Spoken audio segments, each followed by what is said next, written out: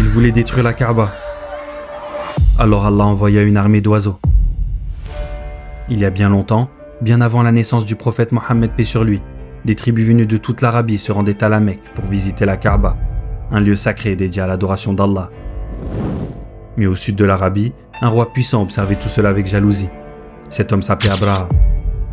Abraha ne supportait plus de voir des milliers de tribus traverser le désert pour venir honorer la Kaaba.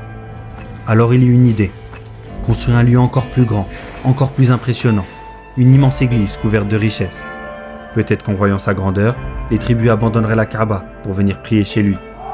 Mais son plan échoua, car malgré sa richesse et la beauté de son église, les gens restèrent fidèles à la maison d'Allah. Abraha fut frappé en plein orgueil.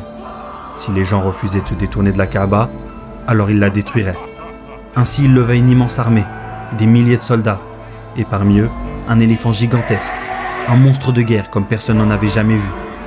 Abraha et son armée se mirent en marche avec un seul objectif en tête, détruire la Kaaba. À la Mecque, la nouvelle se répandit rapidement. Les habitants comprirent qu'ils ne pourraient jamais rivaliser. Alors ils quittèrent la ville et se réfugièrent dans les montagnes. Tout le monde avait fui. Tout le monde, sauf un, Abd al-Muttalib, chef des Quraysh et le grand-père du futur prophète Mohammed paix sur lui. Il décida d'aller rencontrer Abraha. Mais Abd al-Muttalib n'était pas venu pour parler de guerre. Il venait simplement réclamer ses chameaux, capturés par l'armée d'Abraha. Abraha fut surpris. « Je viens détruire la Kaaba et toi tu me parles de tes chameaux ?»